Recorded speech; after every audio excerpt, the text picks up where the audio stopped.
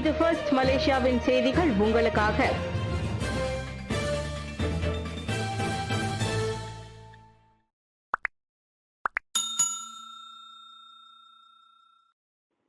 பாரம்பரிய சடங்குகளுடன் சுல்தான் இப்ராஹிம் 17வது மாமன்னராக அரியணை அமர்ந்தார்.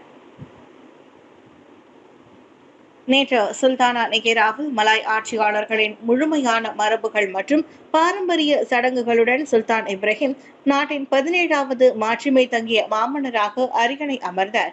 இந்த வரலாற்று பூர்வ நிகழ்வு மலேசியாவின் அரசியலமைப்பு மன்னராட்சி செயல்முறை மகத்துவத்தின் முத்தாய்ப்பாகவும் விளங்குகிறது.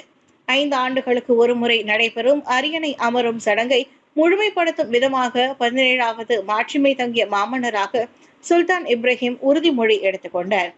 சுல்தான் இப்ராஹிம் தனது உறுதிமொழியை வாசித்து முடித்தவுடன் பேராக் மாநிலத்தின் அரச இசைக்குழுவினர் நோபாட் தபால் பாடலுக்கு நோபாட் இசைக்கருவியை வாசித்தனர். அதன் பின்னர் தௌலாட் துவாங்கு என்று 3 முறை முழங்கமிடப்பட்டு நெகாராக்கு பண் பாடப்பட்டதும் 21 முறை பீரங்கிகள் முழங்கினர். அனைத்து தரப்பினருக்குமான சமத்துவத்தை மாமன்னர் உறுதி செய்கிறார். பிரதமர் புகழாரம். பல்லின மக்கள் மற்றும் நாட்டின் முதுகெலும்பாக திகழும் மாட்சிமை தங்கிய மாமன்னர் அதிகாரப்பூர்வமாக மதமான இஸ்லாமின் புரவலராக மட்டுமின்றி மலாய் மொழியின் நிலைப்பாட்டை வலுப்படுத்துபவராகவும் மலாய்க்காரர்கள் மற்றும் பூமி புத்ராக்களின் உரிமைகள் மற்றும் சலுகைகளை பாதுகாப்பவராகவும் விளங்குகிறார்.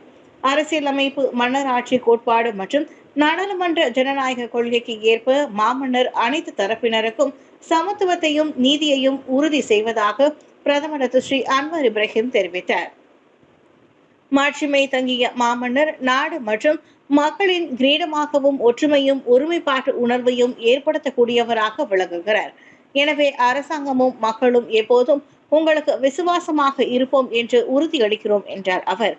நேற்று இஸ்தானா நெகேராவில் 17வது மாட்சிமை தங்கிய மாமன்னரின் அரியணை அமரும் சடங்கை முன்னிட்டு மலேசிய அரசாங்கம் மற்றும் மக்களின் விசுவாச உறுதிமொழியையும் வாழ்த்தையும் தெரிவிக்கும் முறையில் பிரதமர் அவ்வாறு கூறினார்.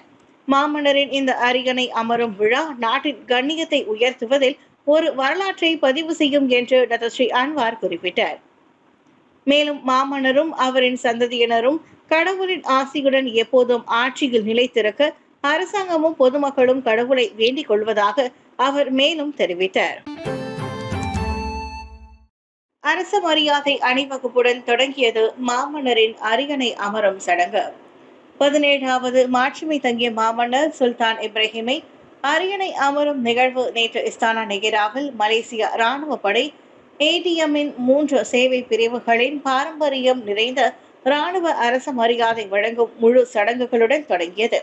ATMஇன் உயர்மட்ட ஆட்சியாளராக மாமன்னருக்கு நாட்டின் தற்காப்பு படையின் விசுவாசத்தின் அடையாளமாக தரை, கடல் மற்றும் ஆகாய படையை உட்படுத்தி டத்தரான் இஸ்தானா நெகேராவில் இச்சடங்கு நடைபெற்றது. சரியாக காலை 9:45 மணிக்கு சுல்தான் இப்ராஹிமும் பேரரசியார் ராஜா சாரித் சுஃபியாவும் டத்ரான் இஸ்தானா நெகேராவுக்கு புறப்பட்டனர். அவர்களுடன் பிரதமர் டாக்டர் ஸ்ரீ அன்வர் இப்ராஹிம், அவரின் துணைவியார் doctor Sri doctor Wan Azizah Wan இஸ்மாயிலும் புறப்பட்டனர். டத்தரான் இஸ்தானா நெகேராவை சென்றடைந்ததும் மேஜர் முகமது பிஹ்ரி சினான் தலைமையிலான அரச மலாய் முதல் இராணுவ படையை சேர்ந்த 4 அதிகாரிகளும் 103 உறுப்பினர்களும் மாமன்னருக்கு அரசு மரியாதை அணிவகுப்பு வழங்கினர். அதனைத் தொடர்ந்து அரச மலாய் முதல் இராணுவ படை மைய இசைக்குழு நெகேராக்கு பண்ணை இசைத்தனர். அதோடு மாமன்னர் அரச மரியாதை அணிவகுப்பையும் பார்வையிட்டார். மக்களின் பிரச்சனைகளை தீர்ப்பதற்கான கொள்கைகளை உருவாக்க அரசாங்கம் உறுதி. நாட்டின் மாண்பை உயர்த்தி மக்களின் பிரச்சனைகளை தீர்க்க உதவும் கொள்கைகளை உருவாக்க அரசாங்கம் கடப்பாடு கொண்டுள்ளது. மக்களின் சுமையை குறைப்பதற்கான முயற்சிகளை அரசாங்கம் மேற்கொள்ள முயற்சிக்கும்படி மாட்சிமை தங்கிய மாமன்னர் சுல்தான் இப்ராஹிம் வலியுறுத்தியதற்கு ஏற்ப அவற்றிற்கு முக்கியத்துவம் அளிக்கப்படும் என்று தொடர்பு அமைச்சர் ஃபாமி ஃபாட்சில் எடுத்துரைத்தார். பிரச்சனைகள், குறிப்பாக வாழ்க்கை செலவினம் தொடர்பான விவகாரங்களில் கவனம் செலுத்துமாறு மாமன்னர் வலியுறுத்தி இருப்பதற்கு நாங்கள் மதிப்பளிக்கிறோம். அது நிச்சயம் மாமன்னரின் மனதிற்கு நெருக்கமானதாக இருக்கும். அரசாங்க தரப்பை பொறுத்தவரை அந்த அம்சத்திற்கே முக்கியத்துவம் அளிக்கப்படும் என்றார் அவர். மாமன்னரின் அரியணை அமரும் சடங்கு குறித்து கருத்துரைத்த அச்சடங்கிற்கான சிறப்பு செயற்குழு தலைவருமான ஃபாமி, இதுவரை நடைபெற்ற 3 நிகழ்ச்சிகளும் திருப்தி அளிக்கும் வகையில் அமைந்ததாக தெரிவித்தார். அந்த 3 நிகழ்ச்சிகளில் அரியணை அமரும் சடங்கை முன்னிட்டு மேற்கொள்ளப்பட்ட வெள்ளிக்கிழமை தொழுகையும் சிறப்பு சொற்பொழிவும் தேசிய பள்ளிவாசலில் நடைபெற்ற வேளையில் அரியணை அமரும் விழா நேற்று சிறப்பாக நடைபெற்றது. நேர்மையோடு ஆட்சி செய்து மக்களை சமமாக வழி நடத்துவதாக மாமன்னர் உறுதி. நேற்று அரியணை அமர்ந்திருக்கும் மாட்சிமையை தங்கிய மாமன்னர் சுல்தான் இப்ராஹிம் தமக்கு வழங்கப்பட்டிருக்கும் இந்த உயரிய பொறுப்பை நேர்மையாகவும் நியாயமான முறையிலும் நிறைவேற்றுவதோடு அனைத்து மக்களையும் சமமாக வழி நடத்தவும் உறுதியளித்திருக்கின்றார். நாட்டின் நல்வாழ்வையும் இறையாண்மையையும் பேணுவதற்கு அது மிகவும் அவசியம் என்றும் மாமன்னர் குறிப்பிட்டுள்ளார். தமது அழைப்பை ஏற்று நேற்றைய விழாவிற்கு வருகை அளித்த புரூனை சுல்தான் ஹசனால் போல்கியா மற்றும் பஹ்ரைன் மன்னர் ஷேக் அகமது பின் இசா கலிஃபா ஆகியோருக்கு தமது நன்றியையும் மாமன்னர் சுல்தான் இப்ராஹிம் தெரிவித்துக் கொண்டார். அதே வேளையில் மக்களின் வாழ்க்கை சுமையை குறைக்கவும் நாட்டை மென்மேலும் வளமான நாடாக முன்னேற்ற அரசாங்கம் தொடர்ந்து பாடுபடும் என்றும் சுல்தான் இப்ராஹிம் நம்பிக்கை தெரிவித்தார். வரலாற்று பூர்வமான இந்த விழாவை வெற்றிகரமாக ஏற்பாடு செய்திருந்த அனைத்து தரப்பினருக்கும் மாமன்னர் பாராட்டுகளை கூறினார். பொருளாதார வளர்ச்சி 5.8 விழுக்காடு வலுவான மேம்பாட்டிற்கு வழிவகுக்கும்.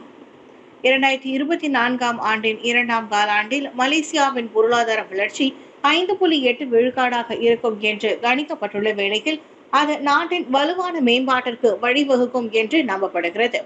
மடானி பொருளாதாரத்தின் கீழ் இலக்கவியல் மற்றும் ஆற்றல் மாற்றத்தை நோக்கி நாட்டை வழி நடத்துவதில் மேலும் சிறந்த வேலை வாய்ப்புகள், பயிற்சிகள், தொழில்நுட்ப மாற்றம் ஆகியவற்றை உருவாக்க அரசாங்கம் உறுதியளிப்பதாக பிரதமர் டாக்டர் ஸ்ரீ அன்வார் இப்ராஹிம் தெரிவித்தார்.